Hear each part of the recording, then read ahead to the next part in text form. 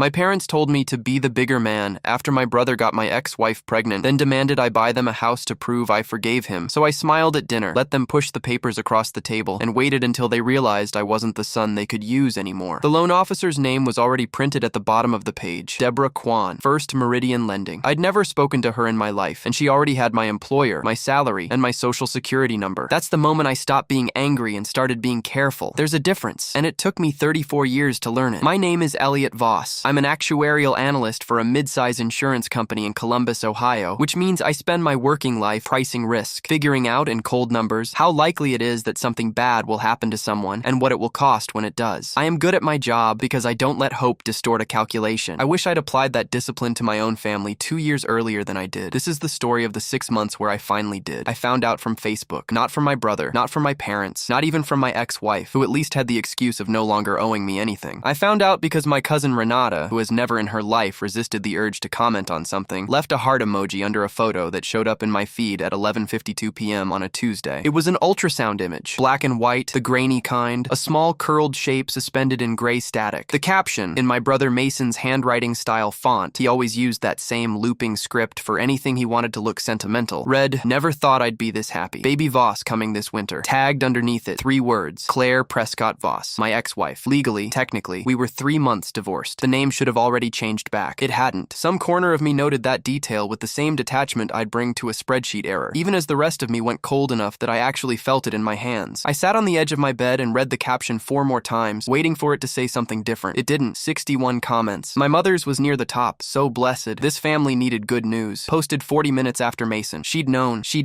and said nothing. And then she'd typed, "This family needed good news," like the two of us hadn't shared 11 Christmases and a childhood bedroom wall. I want to be precise about what happened next, because precision is the only thing that protects you when everyone around you would prefer you stayed confused. I did not call anyone. I did not comment. I took 4 screenshots, the post, the caption, my mother's comment, the timestamp, and saved them to a folder I titled, with more foresight than I knew at the time, Voss Family Documentation. Then I put on real clothes at 12:20 in the morning and drove to my parents' house in Westerville, 22 minutes away, because some decisions can't wait until a decent hour, and I didn't want to give anyone time to prepare a version of events. To understand why I drove there instead of screaming into a pillow, you need the backstory, and it isn't flattering to anyone involved, including, eventually, me. I was the older son, the one who did homework without being asked, who paid for his own car at 17 with a stock boy job at a hardware store, who never called home from college needing bail money or rent money or just this once money. My brother Mason, 2 years younger, flunked out of Ohio State after 3 semesters, cycled through 4 jobs by the time he was 26, and once put a security deposit on an apartment using a check that bounced twice. My parents, Richard and Linda Voss, had a phrase for this that I heard so often it stopped registering as strange. Mason was spirited. I was the steady one. I used to think those were both compliments. It took me a long time to notice that spirited came with forgiveness attached, and steady came with expectations attached, and that the trade was never explained to me. I'd simply absorbed the deal by osmosis, the way you absorb which parent to ask for money and which one to ask for permission. Claire and I met when I was 28, at a friend's engagement party where she was the only other person standing by the drink table instead of dancing. She worked in medical billing, had a laugh that came out sideways like she was surprised by her own amusement, and was the first person who ever made me feel like the steady one thing wasn't a consolation prize. We got married when I was 30. For the first year and a half, I would have told you, under oath, that it was the best decision I'd ever made. Then around the 2-year mark, she started pulling away. Cold in small ways at first, shorter answers, more time at her sister's, a phone she started angling away from me on the couch. I told myself it was stress. Work had gotten harder for her. A friend of hers had gone through a bad divorce, and it had put her in a strange headspace about marriage generally. I built an entire rationalization structure, brick by brick, because the alternative, that something specific and nameable was happening, was more than I wanted to carry, while also doing my actual job pricing actuarial risk for other people's disasters. She left in March. No dramatic scene. A conversation at the kitchen table, a suitcase already packed in the hallway, which told me she'd been planning the exit longer than she'd been executing it. She said she needed something different. I didn't push for specifics because some part of me, the part that prices risk for a living, already suspected that specifics would hurt more than ambiguity, and I let myself have 3 more months of ambiguity before the Facebook post ended it for me. 3 months. That's the gap between Claire left and Claire is pregnant with my brother's child. Do the arithmetic on that timeline, and you understand immediately that whatever this was, it hadn't started in March. My mother opened the door before I even knocked, which meant she'd been standing near it, which meant someone had warned her I might come. Her face did the thing faces do when they already know they've been caught. A half second of blankness before the performance loads. "Elliot, it's so late. Did you know?" I said. She didn't answer. which was an answer. Did you know? She nodded once, like the movement cost her something. My father appeared behind her in a bathrobe, arms crossed, already annoyed at me for the inconvenience of my own betrayal. We didn't want to rub salt in the wound, he said, as if he'd rehearsed the sentence, which, I'd learn later, he had, to my mother, on the phone 2 days after finding out. Salt in the wound. That was the phrase he chose for concealing the fact that my brother had gotten my wife pregnant while she was still legally my wife. They're young, my mother said. Mason was 30. Claire was 31. Mason made a mistake. He's 30, I said. He got my wife pregnant. That's not a mistake. That's a plot. My father's jaw did the thing it does. A slow lock, like a mechanism engaging, that I'd watched my whole childhood as the signal that a conversation was about to stop being a conversation. Watch your tone. I stood in the entryway of the house I'd grown up in, under the same brass light fixture that had hung there since I was 9, and I understood something with total clarity for maybe the first time in my adult life. They hadn't lost track of the truth. They had buried it, deliberately, on my brother's behalf, and they expected me to eventually thank them for the burial once enough time had passed to make it feel like ancient history instead of an active wound. We were hoping, my mother said, and her voice went syrupy in a way I recognized from childhood, the tone she used right before asking for something large while dressing it up as something small, that you could be the bigger man about this. There it was. The phrase I'd been assembled around since I was 7 years old, and Mason broke my bike and I was told to be the bigger man and not make a fuss. The phrase that had built my whole personality, my whole sense of what I was for in this family. I walked out without saying another word, because I could feel that if I stayed another sentence, I would say something I couldn't file away as documentation later. I wanted evidence, not an outburst. I'd learned that much from my job, if nothing else. Outbursts get dismissed as emotional. Documentation does not. 2 weeks of silence. I used them to do something I'm not proud of and don't regret. I stopped answering family group texts, blocked no one, and simply watched. It's a technique I use at work when a claim looks suspicious. You don't tip your hand, you just observe the pattern until it either resolves into innocence or hardens into something you can act on. It hardened fast. My mother called on a Thursday evening, her voice arranged into the specific brightness she uses when she wants something. Mason and Claire are struggling, she said, with the baby coming and rent being what it is. Your father and I were thinking, a house, something small. It would really prove that you've truly forgiven him. I was sitting in a Days Inn off Route 161 at the time. I'd moved out of the apartment Claire and I shared and hadn't found a permanent place yet, which meant I was hearing this proposal from a room with a stained ceiling tile and a mini fridge that hummed too loud. The absurdity of the contrast, them asking me to buy a house while I was living out of a suitcase in a motel because of the situation they'd helped create, was almost funny. Almost. They wanted me to buy a house for my brother and the woman he'd been having a baby with while married to me. That sounds fair, I said. I want to explain that sentence because it matters enormously to everything that came after. I did not say yes. I did not say I would do it. I said 4 words that could be read as polite acknowledgement of having heard an outrageous request and nothing more, the verbal equivalent of noted. I said it because I wanted to see what they'd build on top of it, the way you sometimes let a fraudulent claim proceed a little further specifically so you can see the whole shape of the fraud before you shut it down. My mother nearly cried with relief. I knew you'd come around, sweetheart. I told your father you would. I hung up. Then I picked up the hotel notepad, actual pen, actual paper, and wrote down the date, the time, and every word of that call I could remember, verbatim as best I could reconstruct it. Not for them, for proof. I'd already started building a folder. Now I started building a timeline to go with it. 3 days later, my father texted me a real estate listing. 3-bedroom, 2-bath, a fixer-upper on the east side of Westerville, $214,000 asking. Underneath it, a single thumbs-up emoji, as though he were confirming a lunch reservation. My mother followed an hour later with a voice memo. She'd started using those because she found typing tedious, saying Mason and Claire had fallen in love with the place, and could I also cover renovation costs since the kitchen needed work, and could I move quickly because the market was hot and someone else might snap it up. No apology anywhere in either message. No acknowledgement that 6 weeks earlier I hadn't known this pregnancy existed. Just an invoice, essentially, with my name already filled in at the top. Then Mason sent his own message. A selfie. Him and Claire outside a bye-bye baby, her hand resting on a stomach that had gone from flat to visibly curved in the time since the ultrasound post. Hope you're doing good, man, the caption read. Let's catch up soon. Let's catch up soon. As though we were old college roommates who drifted, not brothers where one of them had impregnated the other's wife, and neither of our parents thought that fact deserved a conversation before it deserved a real estate transaction. I saved every message. I didn't respond to any of them. My hands were steady doing this, steadier than they'd been in weeks, honestly, because documentation gave me something to do with the anger besides feel it. A week later, an invitation to Sunday dinner delivered by my mother in a text that used the phrase "as a family" twice in 11 words. I almost said no. Then I decided I wanted to watch, in person, exactly how far they intended to take this, because something in the pattern of the texts told me they weren't finished escalating, and I wanted the escalation to happen somewhere I could remember clearly, and, if it came to it, somewhere I could mention specific details about later to someone whose job was to care about specific details. I wore a clean shirt. I brought a bottle of wine, because showing up empty-handed would have have given them a narrative. Elliot came in cold, Elliot came in already hostile, and I didn't want to hand them a story to tell about my tone before I'd said a word. My mother hugged me at the door like the previous 6 weeks hadn't happened. Roast chicken, garlic potatoes, the good ceramic salad bowl she only brought out for company. A bowl I'd seen exactly 6 times in my life, each time preceding a request. Dinner conversations stayed shallow. Weather, a neighbor's fence dispute, my father's blood pressure medication. I answered when spoken to and watched my mother's hands, which kept drifting toward a manila folder sitting on the empty chair beside her, like she was checking it hadn't gotten up and walked away. Halfway through the meal, she finally reached for it and slid it across the table toward me. "I know it's soon," she said, "but this is the paperwork for the house, just so you have it." I opened it in front of them, deliberately slow, because I wanted them to watch me read every page rather than skim it and hand it back. Loan pre-application forms, property details for the exact listing my father had texted me, my name, typed, my home address, my current address, the one I'd only had for 5 weeks, which meant someone had gone looking for it, my employer, my approximate salary, off by only about $4,000, which meant they'd guessed based on old information and been unnervingly close. Numbers I had never given anyone in this conversation. The fork was still in my right hand. I noticed, distantly, that I'd set it down at some point without deciding to, the tines resting against a smear of potato I hadn't finished. My ears had gone warm in the specific way they do right before a headache, and underneath the table my left knee had started a small, involuntary bounce I couldn't have stopped if I'd tried. None of it showed above the tablecloth. I made sure of that. "You already applied?" I asked, and I kept my voice level in the specific way I use at work when a number on a spreadsheet doesn't reconcile, and I need to understand why before I say anything that could be read as an accusation. "We pre-filled a few things," my mother said, "just to get the ball rolling so it wasn't so much on you." My father leaned forward, elbows on the table, in the posture he uses when he thinks he's about to close an argument. "This is what families do, Elliot." I pushed the folder back across the table, 6 inches, deliberate. "When exactly were you going to ask me?" "You agreed," he snapped. "I said it sounded fair." "You said you'd do it," my mother whispered, and for the first time that night her composure cracked slightly at the edges. "You called, and I listened," I said. "That is not the same thing as agreeing to a loan I never saw, with numbers I never provided, at an address you had to go dig up." "Don't twist this," my father said. "You told your mother yes. I told her it sounded fair. That's it. That's the whole sentence." My mother's hands were visibly shaking now, rattling her water glass faintly against the tablecloth. "Elliot, please, we already told the lender it was moving forward." Something in my chest went very still and very cold, the way it does right before I catch a genuinely serious discrepancy in a file at work. The moment before the alarm, when you already know but haven't said it aloud yet. "You told them what?" Nobody answered. My father's jaw worked, like he was chewing on something bitter he couldn't spit out in front of me. "It's done, Elliot. It's already in motion." I looked down at my name, printed in a stranger's font, next to financial numbers I had never disclosed to a single soul in that room. "Whose motion?" I said, "because it isn't mine." I didn't sleep that night. Instead, at 1:40 a.m., I did the thing my job has trained into me better than almost anything else. I stopped feeling and started sourcing. I called Deborah Kwan's office first thing Monday morning. Her direct line was printed at the bottom of the pre-application form, which told me my parents either hadn't realized that detail would let me trace the whole thing back to its origin or hadn't cared. Deborah was professional, careful, and visibly uncomfortable once she understood the actual shape of what she was looking at. "I have to be honest with you, Mr. Voss," she said. "We received what we believed was a joint application initiated by you and a co-signer discussion involving your parents. The social security number and salary figures on file, where did those come from, if not you?" That was the question that mattered, because I hadn't given anyone those numbers, which meant somebody had. I called my mother that afternoon and asked her directly, flatly, no softening, "Where did they get my social security number?" There was a long pause. "Your father kept a copy," she finally said, "from years ago, for emergencies. When you added him to your car insurance, remember? Back when you were 22, I did remember. I remembered signing a form that let my father co-sign a car loan for 11 months when I was 22 and had no credit history. I had never revoked that document, never imagined I'd need to, because I never imagined my own father would keep my social security number in a drawer for 12 years and produce it without asking, to submit a mortgage application in my name for a house I hadn't agreed to buy for my brother. That's the moment I stopped treating this as a family argument and started treating it as what it actually was. I called an attorney the next morning, Patricia Alvarez, a family and financial fraud specialist with 19 years of practice, whom I found through a colleague at work who'd used her during a messy business partnership dissolution. Her office was small, tidy, unglamorous in exactly the way that made me trust her. No leather and brass performance of importance, just a desk with 3 case files stacked with visible precision. "Let's be very clear about what we're looking at," she said, after I laid the timeline out for her with the documentation I'd been collecting since that first midnight drive. "Using a family member's social security number and financial information to submit a loan application without their knowledge or consent isn't a family misunderstanding. Depending on how far this went, it could constitute identity theft and potentially mortgage fraud, both of which are prosecutable, and both of which, separately, give you very strong grounds for a civil claim even before we get anywhere near criminal referral. I don't necessarily want anyone arrested, I said, which was true in the moment, though it would stop being entirely true a few weeks later. You don't have to decide that today, Patricia said. What you need to decide today is whether you want this stopped, documented, and put beyond their ability to repeat it. Everything else is a choice you can make later, once you're not operating from inside the fear of it. She had me sign a formal engagement letter and immediately drafted a letter to First Meridian Lending on firm letterhead, stating unambiguously that I had not authorized the application, had not provided the financial information used in it, and was formally revoking any implied authorization, including the 12-year-old car insurance document my father had apparently treated as a permanent blank check. Deborah Kwan froze the application within 48 hours of receiving that letter. For what it's worth, she told me on the phone, in a voice that had shifted from professionally neutral to something closer to genuinely troubled, this isn't the first time I've seen family members attempt something like this. It's usually the last time it works on the person it happened to, though. People learn fast once they see it in writing. Patricia recommended I also bring in Marcus Whitfield, a forensic accountant she'd worked with on 11 prior cases, to establish precisely how much of my financial information had been accessed, when, and through what channel, because if this was going to go anywhere near a formal complaint, we needed a clean, professional accounting of the damage, not just my own recollection. Marcus worked with a quiet, unhurried thoroughness that I recognized immediately, because it's the same energy I bring to my own work. He pulled my credit report and found 2 soft inquiries I hadn't authorized, one from First Meridian, consistent with the loan application, and one from a furniture financing company 3 weeks earlier that I had absolutely no memory of applying to. Someone tried this once already, Marcus told me, sliding the report across his desk, and it either got declined or abandoned before you noticed it. This wasn't a single impulsive decision at your parents' dinner table. This was already a pattern before dinner ever happened. That detail rearranged something in me. I had been treating the manila folder as the opening move. It wasn't. It was the second attempt, possibly the third. The first time they'd simply been sloppier or luckier that I hadn't caught it, and had learned enough from that failure to be more careful the second time, right up until Deborah Kwan's direct phone number gave the whole thing away. Marcus prepared a formal report, dates, inquiry sources, a full reconciliation of what data had been used and where it originated. This is the kind of document, he said, that turns "my family did something upsetting" into "here is exactly what happened, when, and how much it's worth," which is the only language that institutions actually respond to. Patricia advised one more family conversation before we filed anything formally. Not because she thought it would fix things, but because a documented, calm, final attempt to resolve the matter privately would matter enormously if this ever needed to be explained to a lender's fraud department, a detective, or eventually a judge. She helped me prepare exactly what to say, and, with her guidance, I recorded the call, having confirmed with her that Ohio permits one-party consent recording, which meant I was fully within my legal rights to record a call I was a participant in without informing the other party. I called my parents together, on speaker, on a Thursday evening. I spoke to a lawyer, I said, and a forensic accountant. I know about the furniture financing inquiry from 3 weeks before the mortgage application. I know Dad kept my social security number from a form I signed 12 years ago. I know the loan has been frozen. I need you to understand that none of this is a misunderstanding anymore. It's documented. My mother's voice went thin and pleading. Elliot, we were just trying to fix the family. You have to understand how badly we wanted this to just go away, quietly, without it needing to be some big thing. It became a big thing, I said, the moment you submitted my social security number to a mortgage lender without asking me. I didn't make it big. I documented what you made big. My father, true to form, went for anger instead of the apology the moment obviously called for. You're really going to sick a lawyer on your own parents? Over a house? It was never about the house, I said. It's about the fact that in this family, my consent has apparently never been required for anything, as long as the outcome benefited Mason. I said 4 words on a phone call. That sounds fair. And you turned it into a signed loan application with my social security number on it inside of 10 days. That's not a misunderstanding. That's a pattern, and I have the paper trail to prove it now. Silence on the line, long enough that I checked to see if the call had dropped. It hadn't. What do you want? My father finally said, and for the first time in the entire 6 weeks, his voice had lost its certainty. I want the application formally closed, in writing, from the lender, confirming it's been withdrawn. I want written confirmation that you don't retain any copy of my social security number or financial documents. And I want you to understand that if this happens again, with a car, a credit card, anything, the next call isn't to a family law attorney. It's to the Westerville Police Department's Financial Crimes Unit, and I already have the forensic accounting report ready to hand them. Detective Priya Rajan of the Westerville Police Department's Financial Crimes Division had, by that point, 14 years on the force, the last 6 specifically in fraud investigation. Patricia brought her in not to file charges immediately, but to formally document the incident on record, what's sometimes called a protective report, establishing an official timeline in case anything similar ever happened again, either to me or, as Detective Rajan gently pointed out, to someone else in the family who might not have my particular professional instinct for paper trails. Her office smelled like burnt coffee coffee and printer toner, and she had the specific unhurried manner of someone who had heard 1,000 versions of "it's a family thing, I don't really want it to be a police thing," and had long since stopped being surprised by how often those two categories turned out to overlap. She laid my folder out on her desk in the order I'd given it to her, then rearranged it into a different order, chronological by document creation date rather than by how I'd narrated it, and I watched her do this with a kind of professional satisfaction, because it was exactly the instinct I'd bring to a messy claims file myself. "What you did right," she told me, tapping the motel notepad page, "was refuse to let this stay verbal. Most people in family fraud situations, and I do mean most, never get past the shame of thinking of it that way. They call it a misunderstanding for years, sometimes for the rest of their lives, because the alternative feels like it requires them to see their own parents clearly, and that's a genuinely hard thing to do. You didn't let the softness of the relationship erase the sharpness of what was actually happening." She asked me methodically to walk through the 12-year-old car insurance authorization form again. When I'd signed it, what I remembered it saying, whether I'd ever explicitly revoked it. I hadn't, and she made a note of that too, explaining that the absence of a revocation didn't make what my father did legal, but it would matter for how a prosecutor, if it ever got that far, would frame the case. Negligent overreach of an old authorization versus a cold, calculated identity theft from scratch. Both of those are real categories, she said, and both of them are still crimes. But they're different crimes with different sentencing conversations, and you deserve to know that distinction exists before you decide anything. She filed an official incident report, case number attached, and confirmed through her own channel with First Meridian's fraud department that the application had been permanently withdrawn and flagged, and that any future application using my identifying information would trigger an immediate alert requiring in-person verification with government-issued ID. I never pursued criminal charges against my parents. Detective Rajan told me that decision was entirely mine to make, and that plenty of people in my position chose not to, particularly with elderly parents and no prior criminal history, and that the formal incident report alone, sitting permanently on file, often accomplished the deterrent effect people actually wanted without needing to watch a parent be handcuffed to get there. Patricia agreed and helped me instead draft a formal cease and desist regarding any further use of my financial information, sent via certified mail, which carries its own quiet weight precisely because it's impossible to later claim you never received it. Word travels in families the way water finds the lowest point, without anyone needing to consciously spread it. My Aunt Diane called me within a week of the police report being filed, having heard some version of events from my mother, and, to my considerable surprise, apologized on my parents' behalf, admitting she'd suspected something like this for years, but had never had proof solid enough to say anything. My parents' relationship with Mason changed too, in ways I hadn't anticipated, and honestly didn't orchestrate. Once the loan application had a police report attached to it, Mason could no longer treat the house as a gift quietly arriving from the universe. He had to reckon with the fact that his parents had committed identity fraud against his own brother specifically to fund it, and that reckoning apparently produced its own arguments in that house, ones I wasn't present for and didn't especially want the details of. The furniture financing inquiry from 3 weeks before the mortgage attempt was traced, eventually, through Marcus's continued work, to an application submitted under my name for a nursery set, a crib, a changing table, a glider chair, total value $3,140. My father had filled it out at a Babies R Us successor store using, again, the 12-year-old form data, and it had been declined for insufficient recent credit history since the account tied to that old data was over a decade stale. He'd apparently treated the decline as a technical glitch rather than a warning, and simply moved on to the mortgage attempt instead of stopping. That detail, more than almost anything else in the whole ordeal, told me something important. This wasn't a single moment of poor judgment under emotional pressure. It was a plan with a first failed attempt and a second, more ambitious attempt, separated by 3 weeks of my parents apparently discussing calmly over some kitchen table I wasn't at how to get it right the second time. I moved into my own place in October, a 2-bedroom rental in Dublin, Ohio, closer to work, with a kitchen I furnished slowly and deliberately with things I actually chose, rather than things that arrived as leftover decisions from a marriage. Claire and Mason had the baby, a boy, in December. I know this only because Renata, unable to help herself as always, mentioned it in a group text I still haven't left, mostly because leaving it would require an explanation I don't feel like giving anyone. I don't know my nephew. I probably never will, in any meaningful way, and there's a specific, quiet grief in that fact that doesn't fully resolve just because the fraud attempt did. Justice and grief turned out to be entirely separate processes running on entirely separate timelines. The police report closed one file, but it didn't close the other one, and I've stopped expecting it to. My parents and I speak occasionally now. Brief, careful, logistical conversations, mostly around holidays, mostly initiated by my mother, always slightly formal in a way that never existed between us before that dinner with the manila folder. I don't think they've fully absorbed what they did, even now. My mother, the one time she's come close to addressing it directly, framed the whole thing as that misunderstanding with the paperwork, which tells me precisely how much genuine reckoning has actually occurred on her her end versus how much has simply been filed away as an unpleasant chapter, best not revisit it. I think about the phrase, be the bigger man sometimes, turning it over the way you'd turn over a coin to check if it's counterfeit. I understand now that it was never actually an appeal to my character. It was a job description, a role I'd been cast in around age 7 and never formally auditioned for, one whose entire function was absorbing whatever Mason's choices cost the family, so that everyone else could keep believing the cost had simply disappeared. There's an odd, specific relief in finally seeing the mechanism clearly, even when the picture it produces isn't a kind one. For years, I thought my steadiness was simply temperament, something I was, not something I'd been assigned. Now, when I catch myself automatically volunteering to smooth something over, I've learned to pause and ask a version of the question I ask at work when a number looks too convenient. Who benefits if I don't check this, and who's been counting on me not to? It's not a comfortable habit. It has so far been an accurate one. I'm not bitter about being steady. Steady is, genuinely, still who I am, and I don't regret it. But there's a difference between being steady and being available for use, and it took a manila folder with my own social security number inside it, at a dinner table with the good ceramic salad bowl out, for me to finally see that difference clearly enough to act on it. Deborah Kwan called me one more time, months after the loan file had been closed and archived, just to confirm the account had no lingering flags that might affect a future application I actually chose to make myself. Near the end of the call, unprompted, she said something I've thought about more than almost anything else from that whole period. You'd be surprised, she said, how many people in your exact situation never call at all. They just quietly let the payment start, because saying no to family out loud feels harder than paying for something they never agreed to. I told her I understood exactly what she meant. I priced the risk. I just made sure, this time, it wasn't going to be paid for by me.